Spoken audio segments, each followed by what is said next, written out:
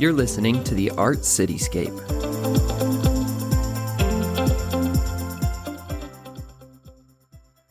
Dan, we'd like to welcome you here. We appreciate you taking the time out of your busy schedule to come and talk to us about the library. You've been in charge of the library for many years, and we just appreciate all that you've done.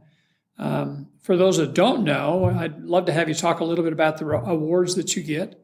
You know, you just are such a great leader over there, and you always credit the staff and the people that support you in getting these things. But it's a real compliment to you and also to the city and kind of how we have supported it. I have a confession, though, to make to you, is that years ago, I remember when they were going to build the library. That was back when everybody was turning to digital. Why have a library? What's important about a library? And I certainly was in that camp that maybe things are evolving and changing. And I think that's been one of the things over the last 4 years is just the how eye-opening of an experience it's been for me to see how integrated, and we'll talk a little bit about that, how that integrates inside the city and how you help citizens have a great collecting place and an opportunity to learn and to grow. So, but we appreciate it. So I was wrong, and this is a great testimony of great work and really where our society is. So why don't you first of all just introduce yourself, tell us kind of quick about where your background is and what brought you here to Springville, and then maybe I'd love to have you talk about the numbers because it's just incredible. It's just a great asset to the city. So why don't you introduce yourself first? Great. Thanks a lot, Mayor Packard. It's great to be here. So just a little bit about me. I was trying to figure out what to do with my life as I was studying in school. So I was studying art, and so that's kind of a fun connection here with Springville since we're Art City. So I studied painting and printmaking at BYU. Loved that and thought maybe I could continue on something with the arts, and then somehow fell into libraries in another state, and just kind of it took off. It was like a great connection for my love of reading and information and teaching, and so it just was like, oh, this is the right fit. Mm-hmm. So I've been in libraries for about 20 years, and just I remember still when someone recommended, they said, hey, this job opened up in Springville, you should take a look at it. And the more I looked at it, I was like, wow, this is my dream job. Mm. And I'll still say that this is my dream job. I love it here. Wow. Been fortunate. And so that's a little bit about me. Some other things that I like to do besides library stuff. I love games. We play a lot of games in my family. So that's like board games, card games. I like puzzles, like number and word puzzles. Things like that. I also like getting outside and riding my bike when the weather's nice. So that's great. Yeah, so that's a little bit about me. Wonderful. Well, why don't you take the people who are listening to the podcast about the astounding numbers that are there and the percentage of people that are in our city. We have a survey that goes out, and so we have a pretty accurate number of percentage-wise of people who come into the library. So take us through some of those numbers, which is just incredible. Yeah, I'd be happy to. So there's a lot of different numbers we can look at. If we want to talk about just Springville and using the library, I think one of the numbers that I'm most proud of is that over 80% of the community uses the library at least once 80%. A year. Yeah. Wow. So, and some people are like, hey, they're coming every week. Some people are coming about once a month, and some people it's just popping in occasionally throughout the year when we've got fun activities going on. And some people, we still need to kind of hook them and tell them how awesome we are. But yeah, we're really proud that our Springville residents are super supporters and users of the library. So they're coming in frequently. We get over 1,000 people every day in the library, which makes us, one of the busiest community destinations here in town. And we just love being right center in Main Street. We're just right along the main roads here, and so we feel like we're a nice visually pleasing landmark and also just a community hub where people can come get books, information, but kind of as you were mentioning earlier, sometimes it's not just about the book, it's about coming in for a class, you're coming in to meet with other people. I've got some young kids, sometimes it's just you want to get the kids out of the house and do some exploration, and so we've got some fun interactive things going on at the library. like a puppet stage or a wind tunnel. Those are fun things. Or I can play Giant Connect 4 with the kids in between us, stuffing our canvas tote bag full of books to take home for another, session of reading at home, stuff like that. Well, you have 1,000 people come into your library every day, and on average, and obviously all of them aren't going in there just for books. You have just a packed schedule of activities and events for people to come. If you come down and try to get a parking space about 11 o'clock or 12 o'clock, it's you're pretty challenged to be able to find a place because you have them inside doing things. So why don't you take people through just a variety of some of the subjects that you do, some of the activities that you have, young and old? Yeah, that's great. So yeah, you're right. The interesting thing with libraries is that people can come for a variety of reasons. As you mentioned, we have people that come in and they want to read, they want to study. Maybe they're prepping for, an exam, or they are doing business. There's a lot of people. I was surprised from our recent citizen survey shows that over 30% of the community works remotely. Mm-hmm. So a lot of people want to come into the library. It's a great environment. You're around other people. And so they'll set up at a table, use a study room. If they need to do like a video conference, we also have a new study pod that we just got last year, thanks to some grant funding. So it's great. That's a place that they can come hang out and call their third space. And then, we've got people coming in for books, certainly for programs of all ages, right? So like you mentioned, you come at 11, you're going to be fighting the story time crowd, but still come on in. There's plenty of space, but yeah, stuff going on throughout the day. A little bit of a lull right after lunch, and then from the time school gets out, maybe 3 o'clock till when we close at 9, it's usually pretty busy. At least during the school, during the summer, it's always busy. So, but yeah, it's great. So, like I say, some people, if it fits their schedule best, just to do a quick visit, we've got books that people can place on hold. They can come pick them up, pop in and out, check them out, and be done in a couple minutes. So if that's their vibe, that's great. If they want to come linger, hang out, look around, as I mentioned, some of the interactive elements we have for different ages, which are really fun. So yeah, hopefully there's a little bit of something for everyone going on. So take me through just some of the programs specifically, just as a teaser, if you will. You have, I'm going to guess, hundreds of programs, and just go through 2 or 3 of them, and then what draws people in, or what makes you do that particular subject, whatever that subject might be. Yeah, great question. So programs are something that we're really passionate about. I think it's been interesting to see kind of a trend over the past few decades in libraries where libraries have realized that, a lot of people love to read books to learn information, but also it's great to connect with other people. Mm-hmm. So, for example, there might be a gardening class. Well, you can read a book about gardening techniques, and that's great. We certainly have plenty of those. But isn't it great to bring in an expert, that's a master gardener, and bring in a group of people that have questions and say, hey, I'm trying to do this. What works in our climate here? Let's talk about this. And so that really gets people enthused when they're around someone that's passionate and is an expert in a field. And so we do a variety of those types of programs. Here's some numbers that'll kind of be mind-boggling. In the course of a year, we offer 1,200 programs to the community. Yeah, it's really cool. And that's credit to the staff. I mean, today is Valentine's Day. So let's give a shout out to them for their hard work and lining things up, whether it's them leading the program or they're finding that expert in the community to bring in to do something special. But there's something for all ages. So we start with the youngest of young, even kids before they can understand and read. They're coming in, they're learning about language. It's the lap sit for the moms and the babies and the caretakers. It's great. And then as the kids progress, there's a story time, there's an activity for each age. And hopefully we're getting them hooked on language and learning, and it prepares them for school. And we're not saying, okay, that's the end. We've got stuff for elementary school and middle school and high school age kids. And then, of course, lifelong learning, right? We want to be constantly learning new things. And so there's some great stuff for adults as well. Kind of to your point about variety, I think another thing is we have events and programs that are small scale and the large scale.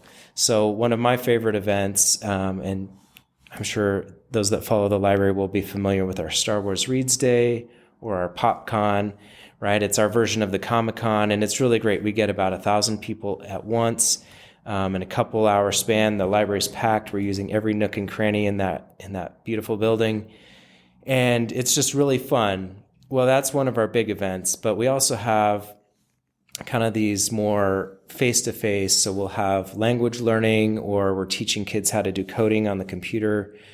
And so some of those are a little bit more personal and kind of instructional. Mm-hmm. So, like I said, it's just a fun variety of stuff, kind of for all ages, all different types. We like to be informational, but as you can see with some of our things, there's a connection with books and literacy, but sometimes we just do things because they're a lot of fun and we want to bring the community together.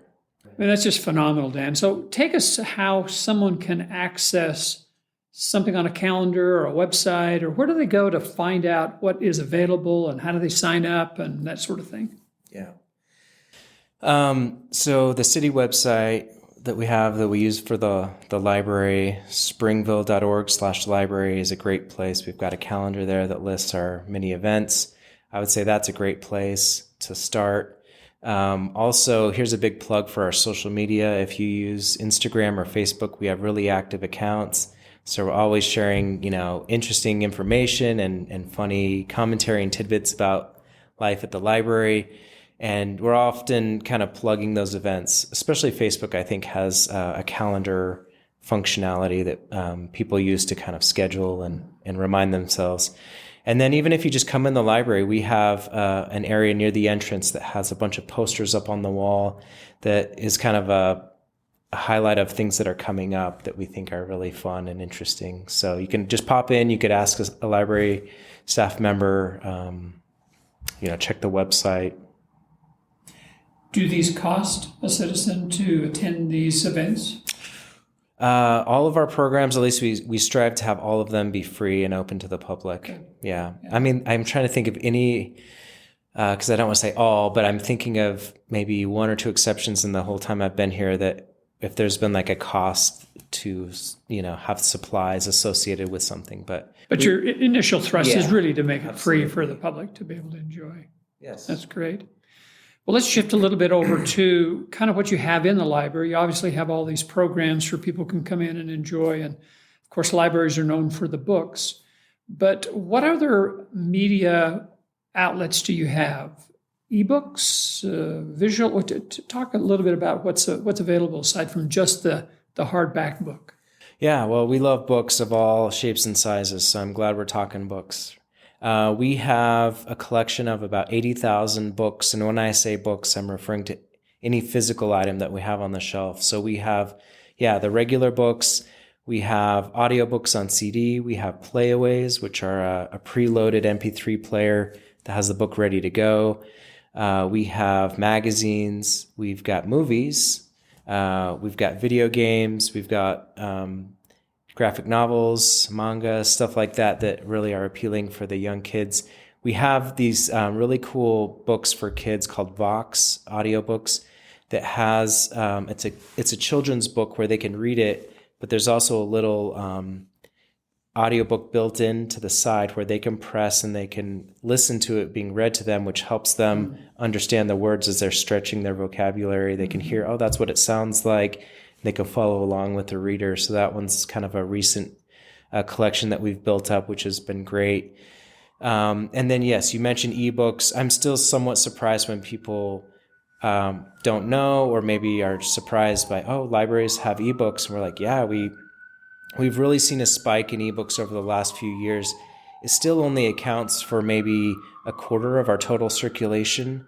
But we have ebooks through Libby, so people can access that. Going to our website, we can kind of direct them how to get hooked up, or if they have any questions, staff are expert in showing people on how to connect with Libby. And I'll just say this really quickly. A good friend and neighbor of mine we were talking about ebooks, and I was telling him, yeah, we've got tons of ebooks at the library.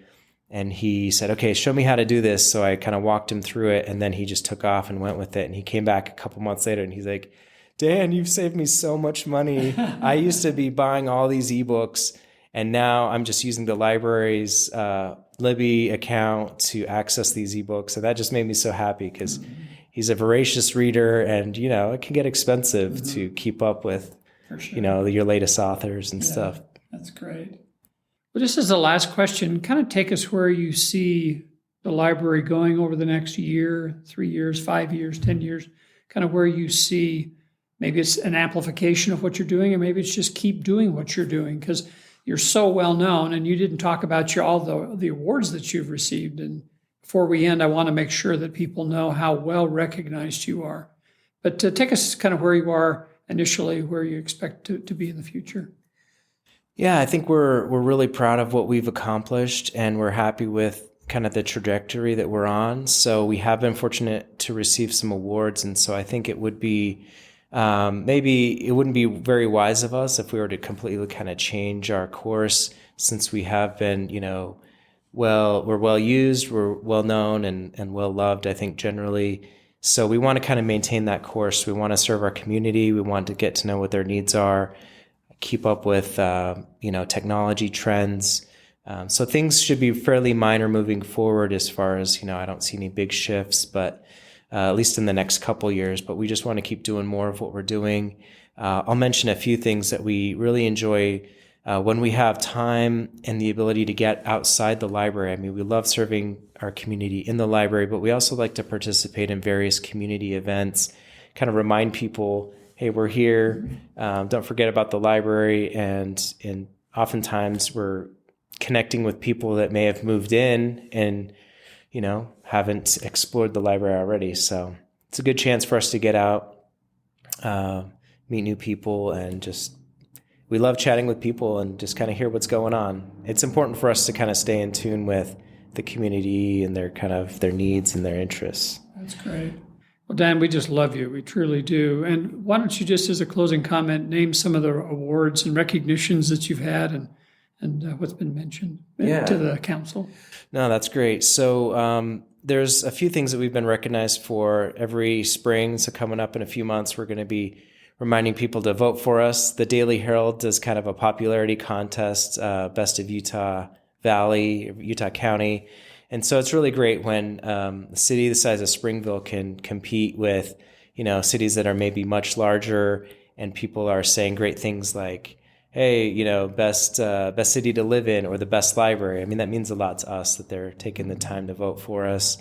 There's another award where we apply for a best of state. And so we've been proud to keep that torch here, Springville, best of state for 9 years running. So that's a fun one. On Facebook and on Google, people will leave reviews. So it's great to, read their feedback. And so we love having those 5-star reviews there. And then probably the one that means the most to me is just, and recently we received the feedback from the biennial survey that the city produces. And I know that's a really kind of scientific survey that they send out to over 1,000 people, and they get a lot of great responses. And so to be able to take that feedback and to see that people are rating the services at the library as top notch. And so we kind of are proud that we are doing what we intend to do, because at the end of the day, we're here to serve Springville residents. And so when they can kind of give us that feedback back to us saying, hey, you guys are doing a good job, and here's what we love most, and here's suggestions or whatever. We just love that dialogue. Yeah. So it means a lot to us, and I'm sure to pass that on to staff, because really at the end of the day, they're the ones helping people there at the front desk. They're running the programs. They're coming up with these fun ideas that are innovative, and I'm just happy to be there and help try to, manage the craziness. So that's great. Yeah. Well, we appreciate you coming in. Again, we're so proud of you personally, and also your staff and everybody over there they've just done an outstanding job with the library, and we're proud of it. And we just encourage people to participate and enjoy the library. And if you haven't been in there, go in there. It's a great place. I love going there myself. So, Dan, thank you for taking time to be with us today. So thank you. Thanks, Mayor Packard. Appreciate it.